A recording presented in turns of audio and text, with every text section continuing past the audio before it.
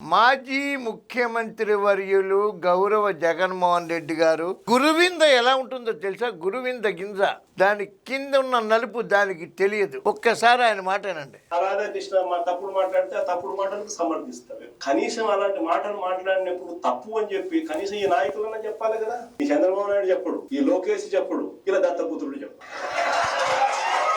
మొట్టమొదట మీరు ముఖ్యమంత్రి అయిన తర్వాత అసెంబ్లీలో చంద్రబాబు నాయుడు గారిని ఇలా కళ్ళు పెట్టి ఎద్దేవా చేసినప్పుడు ఏమైంది? కొడాలి నాని గారు కొడుకుని గెలిపించుకోలేకపోయావు, బతికొండడం వేస్ట్ అని చంద్రబాబు నాయుడు గారిని అన్నప్పుడు మీరు నవ్వుకోలేదా? భువనేశ్వరమ్మని సాక్షాత్తు 29 సంవత్సరాల నుంచి బ్లడ్ బ్యాంక్ నిర్వహిస్తూ సేవ చేస్తున్న భువనేశ్వరమ్మని తిట్టినప్పుడు మీరు నవ్వుకోలేదా? ఏమైందండి? ఇవాళ రాధాకృష్ణ గారు ఏం రాశారు? ఏమన్నా మిమ్మల్ని తిట్టారా? మీ మీద బూతులు రాశారా? మీ తప్పు మీరు తెలుసుకోండి. మీకు 11 సీట్లు ఎందుకు వచ్చాయో తెలుసా?